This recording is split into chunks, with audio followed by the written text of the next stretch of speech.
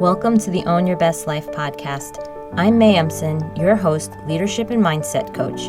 Here, we talk all things spiritual, mindset, business, leadership, and wellness for the modern seeker who wants to align their life with purpose and inspiration. We'll cover career changes, stress management, meditation, energy, intuition, and more. Each episode holds spiritual and practical tools to help you live a life of your wildest dreams without getting burnt out along the way. Ready to live a life on your own terms? This is the Own Your Best Life podcast. So welcome to episode 173 of the Own Your Best Life podcast. So in today's episode, we're going to be diving into a practice that can transform your daily routine, which is soulful time blocking. So join me as we discover how to actually align your schedule with your spiritual aspirations, what you really want out of life, how you really want to live, how present you want to be, so that you can have a more balanced and a more fulfilling life in all aspects, and how I changed my life with the practice of soulful time blocking. So I've been playing with my schedule and the time that I've been spending on my work, with the family, on my health, my spiritual practices. And as different activities have ramped up or down in terms of having different priorities within my work or with my family or with my health, we always need to shift. And that's what I've been doing. We need to shift. We need to realign the time. And this is where I am. And this is likely where you are now, especially as we are transitioning seasons, August into September. There's a feeling often of ramping back up or coming into a time and schedule that you want to work more for you than it does today. So I've been specifically adding more time to my meditation practice. Is a very thoughtful thing that I am doing. And I've noticed that even a small 5-minute change, which is what I have been doing, has been hugely impactful. I've just added 5 minutes to my meditation routine. And one of the myths that comes with time and with adding new things in or deciding how you want to change the way you spend your time is we think we have to do a lot, but we don't always have to do a lot to make a big shift. So I want to dive into how we can incorporate more of what gives our soul life and energy into our day. And I'm not saying don't have a good amount of effort. What I'm saying is that we often think like massive changes have to occur, when in reality, there's one change that will have massive results in your quality of life. And so I want to kind of flip the effort and reward script. So it's not like you're less committed to your life and the time and the work and being someone who works hard for things, but you're also being more purposeful, intentional, and thoughtful. So you're not just hustling to do more, but you're actually doing things that really move the needle. And this is why I wanted to dive into the topic of soulful time blocking. As achievers, we often make work the priority. We make the to-dos a priority. This is not a bad thing, but when you don't consider how we do the to-dos or the quality of life as we go through life and these experiences, this is where the achiever trap starts to actually hurt you more than help you. If you want your life to have an impact, which most of you do, you want the first person that's impacted and benefiting from your life be yourself. Like, you want to be able to see for yourself, how is this helping me? Before you can help others, sometimes we forget that let's try and start with ourselves. So the other day, this brought this point home because my daughter asked me at breakfast what I'm most proud of, which is kind of a big question. It was just like a very casual, hey, mom, she's making her toast, getting ready for the day. And she's like, what are you most proud of? Like, do you think is your biggest achievement? And so I spent a little bit of time thinking about it. Obviously, there's so many things that I could share. There are moments, obviously, like giving birth or my relationships, all of those things. But I came back to her and said, we were going for a walk. I said, you know what? To answer your question, it was actually my coaching work. The reason for this, when I transitioned into my coaching work, it represented a time when I truly decided how I wanted to spend my time, from feeling like I was swamped with the everyday to-dos of two kids under 5 years old, working, trying to do everything well. It almost felt impossible to try to make life changes, let alone career changes. I felt very much not in control of my time, even though on the surface I probably said, yeah, I get to choose, right, how I want to spend my time. But if you looked at the way my thoughts were running and the kind of person that I felt very much controlled by the obligations in life, that I had to do this. I should do this. This is what one is supposed to do, not fully in agency with myself, saying, like, yes, I get to do this. I want to do this. This is where I am, and I'm fully here for it. Yet, from that career change, when I really decided and I made that shift, I reconnected with that part of myself, which was my spirituality. And I connected to what brought me more meaning. Spirituality is your personal understanding of what brings you meaning.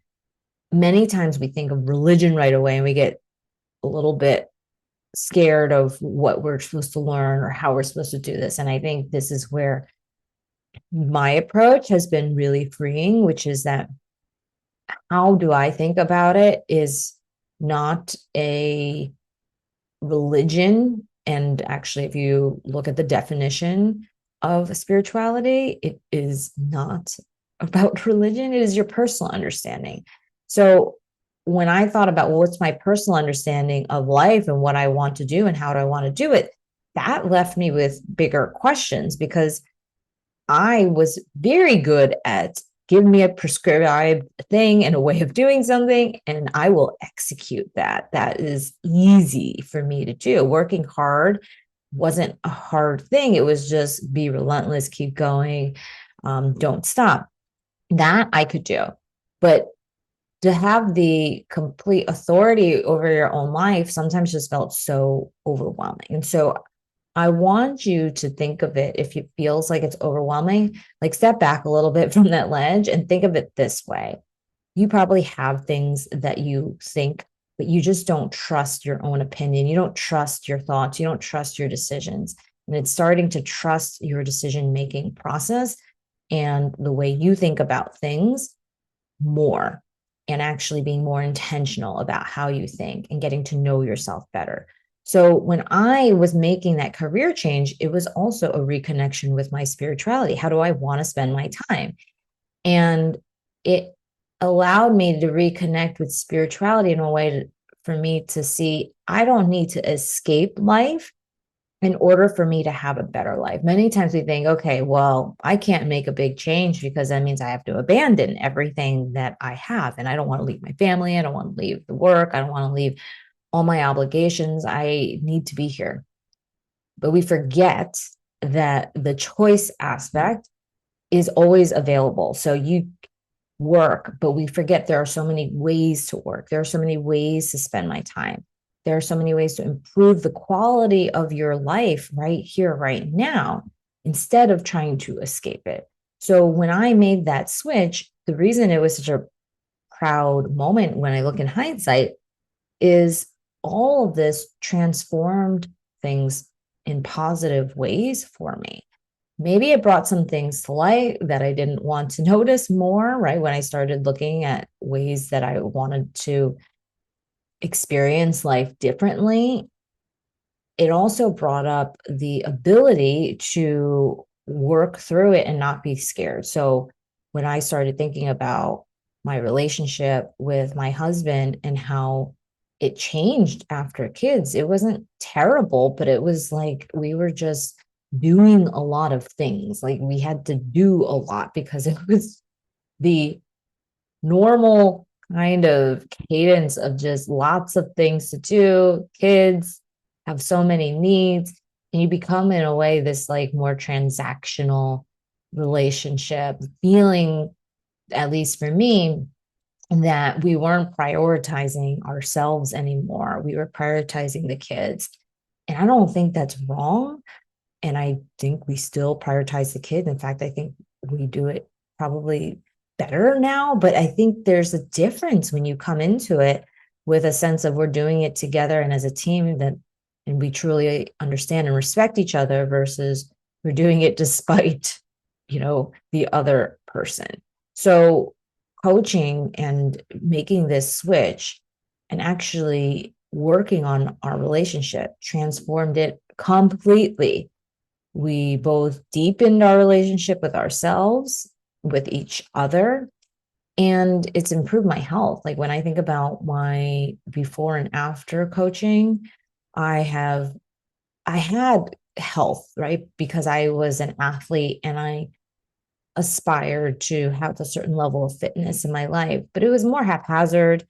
The work I did was felt sometimes intentional, but also like I was here trying to look good for other people instead of be me and do me. And so the moments of me showing up grew more and more. Like the reason I worked out, the reason I moved, the reason became much more about my internal self and my own beliefs and thoughts that were driven by things that I have vetted and questioned instead of just automatic programming based on what I think I'm supposed to do. So it is wild, right? I ended up having way more presence in my life, more time, more money. And while it was very challenging, I will tell you, to figure all of this out, it's also why I want to share this with you. And I take the time and the energy over many, many, many podcasts, many Instagram lives, many pieces of content that I put out, because some of this is so heartbreaking that I don't want other people to go through it if they don't have to. I guarantee you will have your own set of challenges no matter what as you go through this journey, but let them be higher quality problems, like choosing between offers and having choices in how you want to spend your time, not thinking there's no way out of this. So I want to tell you, if you're thinking that right here, right now, there's totally a way through this, out of this. I was at a place where I thought it wasn't going to work, like nothing was going to work, that this was it, but it turned around. And it took me a while to get there, but through the power of coaching, I did. And so I learned a lot, and I help my clients do the same thing. So when you're in this process, just listen in with a sense of an open mind that maybe even if you have none of these things in place today, like when I was starting out, my health was not great. I felt like my relationship was like fine and good, but it just didn't feel like alive. And now I feel that all these things have tremendously transformed. Same with my work. I was like feeling the sense of I'm doing work, I get paid good money, but is this really what I'm going to spend the rest of my life doing? I could not see that. So complete 180 shift, a real sense of difference with time, money, presence. So all of this is available to you too today. And it was available because I made this first decision, and you can make the same decision, which is that my spirituality, the part of me that wanted to have an impact with my life, was important. And it was important enough to spend time with and on now before people around me passed away, before I passed away. So let's begin. So let's explore what soulful time blocking actually is, why it's such a powerful tool for integrating your own sense of spirituality into your routine. So when you think about soulful time blocking, think of it as a holistic approach to time management. This is not just traditional time management, it is a holistic approach. We are incorporating your spiritual practices, your personal growth that you want to have, your well-being into your daily routine. Most of these things are low on people's totem poles when they think about their calendar. It goes beyond the traditional way of just thinking, okay, what are the tasks I have and what are the responsibilities I have in my life? But it goes to the inner development, the connection to your authentic self. I once did an exercise. I think this is one of the, I forgot who did this work, but maybe it was a Stephen Covey thing where you say, like, what are all the roles that you play? And I automatically put in all the roles that were like outward facing in, like things that people could see, like, oh, I'm a wife or a daughter or a mother. But I forget the role that I play of a spiritual teacher, a guide, a soul, right? These things that people don't see, but are intrinsic to you as well. So when you think about how you spend your time based on your responsibilities, if you don't see yourself as a soul or as a spiritual being or a person that has needs beyond just making money, you won't actually spend any time doing those things, right? So it goes beyond just your tasks, beyond just those responsibilities of someone that's looking from the outside in, but it goes also to that inner development, to the connection to who you are inside. And it recognizes that how you spend your time, the way you feel as you spend your time, the quality of your time is just as important of the quantity as the quantity of all the things that you do. I remember once when I was filling up my schedule and I had so many things on my plate, and my dad was just like, what is happening? Like, how is this a good quality of life? And I remember thinking, like, I love being busy. This is an amazing quality of life. But I see now that he did have a point. Often we kind of throw away like all the good advice with the bad advice. Like you think it's all the same. And so we just ignore it. But if I had a more open mind then, right, knowing what I know now, I would have thought, okay, am I actually making time for the things that I really find important? Not just like, hey, this is like glamorous. This is a great list of things to be doing versus like, how do I actually feel my day to day? And is this going to be the thing that's really important to me later on? Sometimes you just don't know until you go through life and you do all the things in this fast, really chaotic or super busy, fill up every minute with everything kind of way. And then it kind of burns you out. And then you realize, okay, maybe a different approach is in order. So I think that's what I had to go through or what I did go through. And that's why when I first went into the real world and I started college, I started working, I looked around and I just saw that everyone was working, they worked out, they went on trips, they hung out with friends and family. I just did the same things. Yeah, there's a part of you that was like me, which is like, I don't know if this is it. I don't want to just do what everyone else did. But the trouble was, I didn't actually know what was more important to me in terms of how I wanted to spend my time. It seemed really weird to go away and do anything differently. I didn't even actually know what it looked like.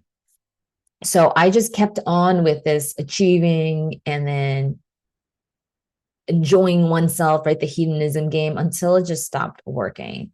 And it wasn't until I had several deaths that occurred in my own life that I wanted to add more spirituality back into my life. It was a rock bottom for me, one of my rock bottoms.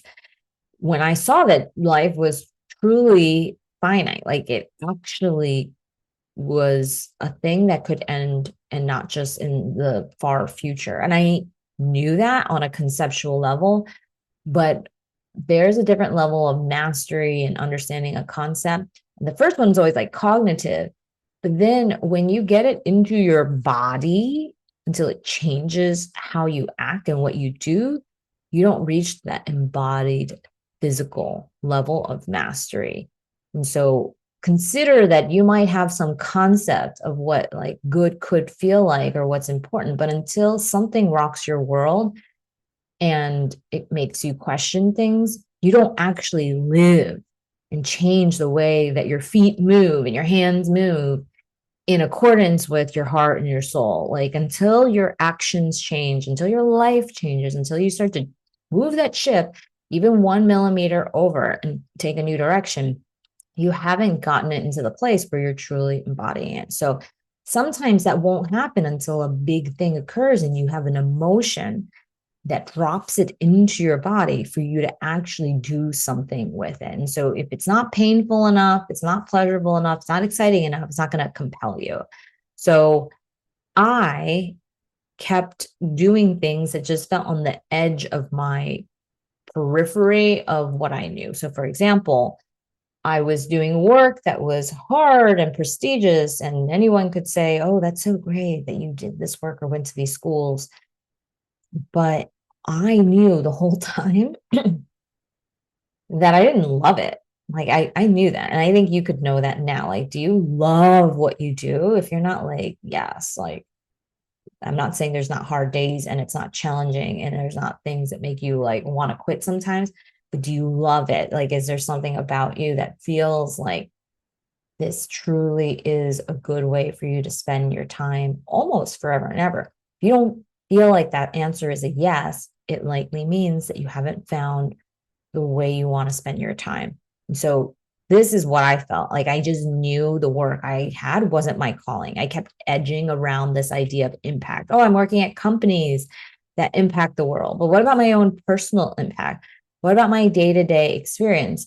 And it felt like I was fine, but I wasn't really thriving there. And really, what it was where spirituality comes in. I saw myself not as much many times as a spiritual being. I saw myself as a human being first. So I just do things and I just show up, and the tangible things, all that matters. But when you look at it from a spiritual lens, you start thinking of yourself as someone that has more possibilities than what you've originally imagined. You see yourself as someone who can actually have a self that isn't embroiled in the day to day. You have wisdom, maybe, that you can call upon. Maybe you even have answers and intuition that you can actually lean into. And you have a part of yourself that is still burgeoning and coming out and wanting to be explored.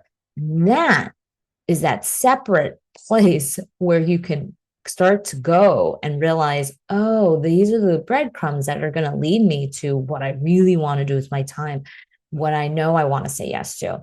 So this is how I started having a more holistic approach to time management. I had edged out of my life my spirituality, all the things that mattered most. Time spent truly exploring the world, the questions that I had, and why I wanted what I wanted.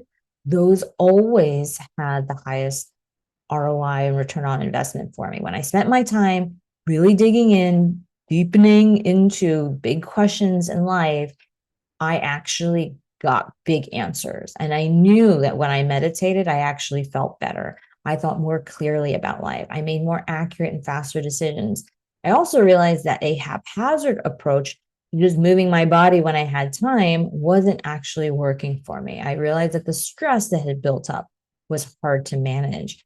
And I felt overwhelmed. I felt like I couldn't imagine adding more time into a life that felt so full. So, how could I have this more holistic life that I desired when I was so busy? That was the big crux of why you have a change, but you don't think you can do it. Often you think it's going to take so much time. And so the key was taking a few of those biggest obstacles that I had, turning them into how I can make it work for me. So instead, I was like, okay, I'm just going to make it my schedule, not everyone else's. And if it worked for me and my clients to do it this way, this will likely work for you. So if you desire a more holistic way of approaching your time, here are some of the key considerations for soulful time blocking. So the first one is alignment with values. Soulful time blocking starts with identifying what matters to me. What are my core values? What are my spiritual aspirations? It's about ensuring that your daily schedule reflects what matters to you on a soul deep level. If you're not sure what you want and why, just pause for a moment and ask yourself, where was I when, and what was I doing when I felt at peace, when I felt proud of myself, when I felt alive, like a peak moment in time in my life? And that's a good start for you to remember what you care about and why. The second thing to start to consider is intentional planning. Instead of just filling slots of time with tasks, actually consider intentional planning. This is what soulful time blocking is. It's allocating specific time for activities that nourish your soul. If you look at the calendar of a person, you can tell what they care about.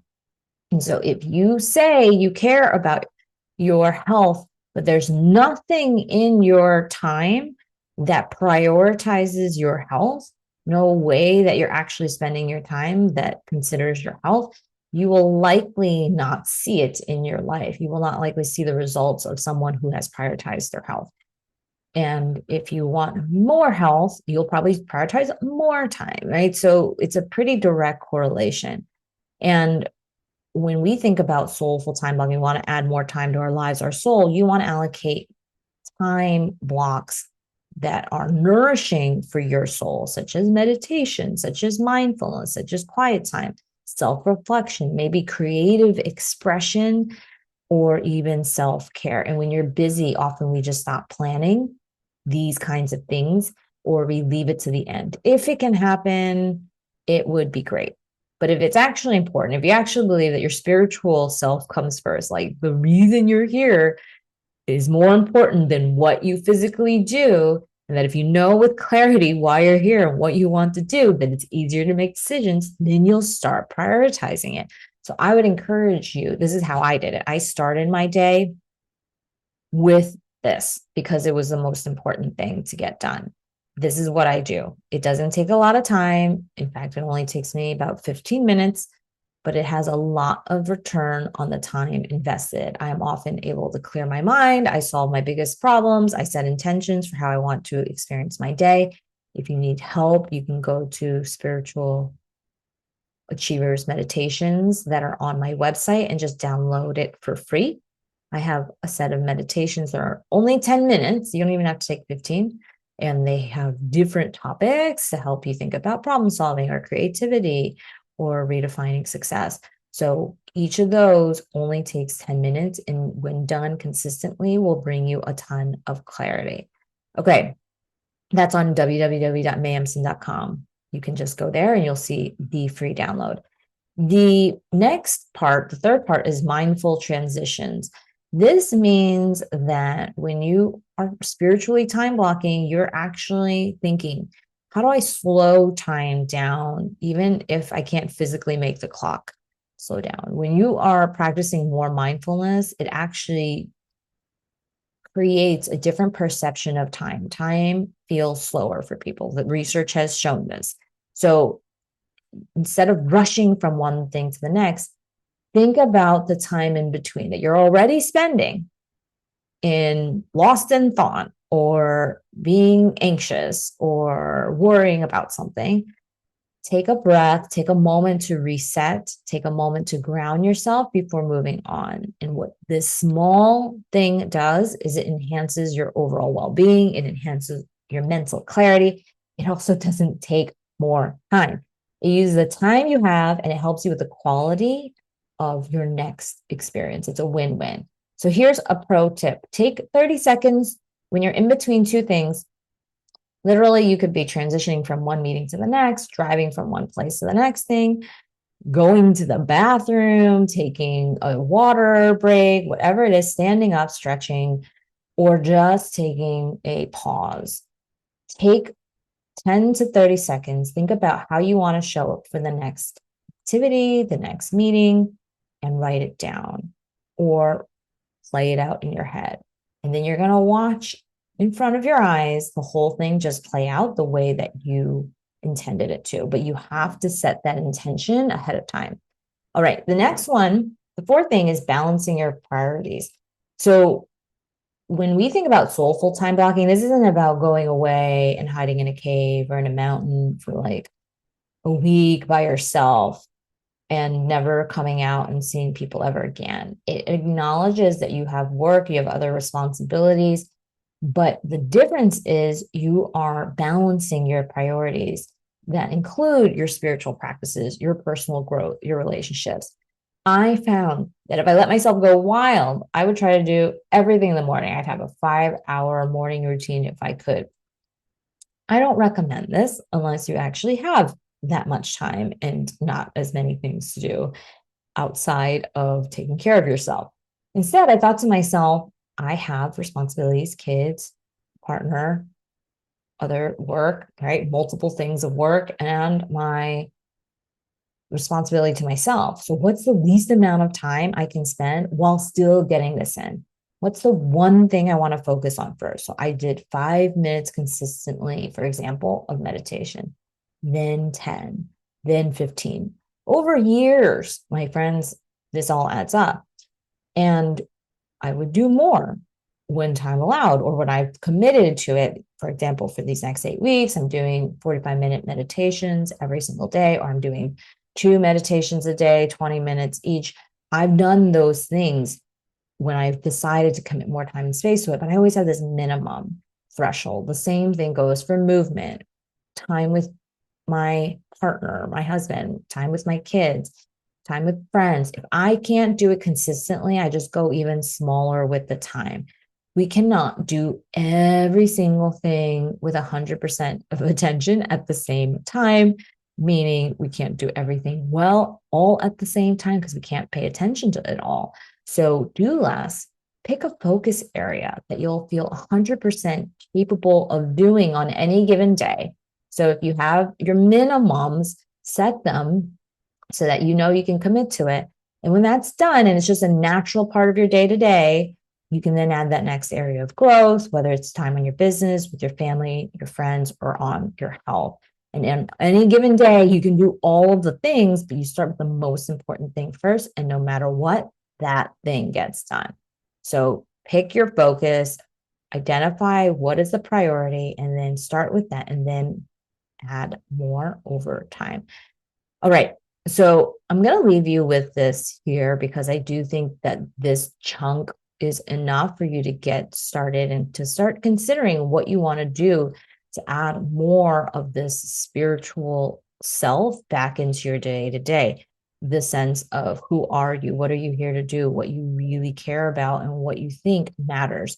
And as we wrap up this episode of the Own Your Best Life podcast, I want you to remember that when you consider incorporating these spiritual, these more life-giving practices into your daily routine, it doesn't have to be overwhelming.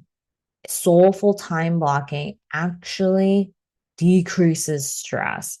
It helps you create this really nice balance between your responsibilities and your spiritual growth. Just imagine that as you get more things to do, you're growing your internal capacity to handle things, right? When you think about spiritual growth, it's really your ability to be in life with more peace, to decrease the amount of stress you have because you're aware of what's important and what matters.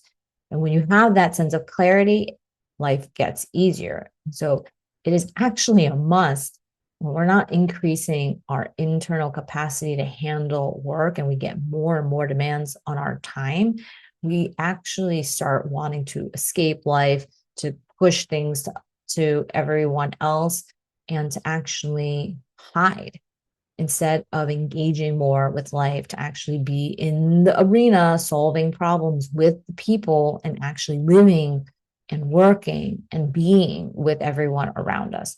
So next week, we're going to dive into how to go beyond traditional time management in more detail. So if you haven't subscribed to the Own Your Best Life podcast, do so now. Hit the subscribe button so that you don't miss the next one.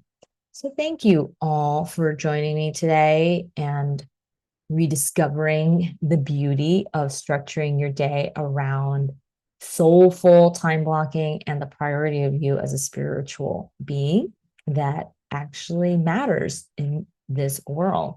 And if you want to take this even deeper, on August 30th in the Spiritual Achiever Coaching Program, we're going to be coaching on the topic of creating more daily magic in your life through the power of rituals, of flow. And if you want to learn more, you can reach out at www.mayemson.com/contact for more information. Love you, my friends. You're going to figure out what's next and you're going to actually go and do it. Have an amazing one. I'll talk to you next week. Thanks so much for joining us this week on Own Your Best Life. Make sure to subscribe to the show on iTunes or wherever you listen to podcasts so that you'll never miss a show. And while you're at it, can you please rate and review on iTunes? I would so appreciate it. Share it with a friend, take a screenshot of it, and tag @MayEmpson. This helps continue to get the word out. For more show notes and resources, check out www.mayempson.com. It'll have all the links to everything you heard here today. Thanks so much for listening. It's time to own your best life.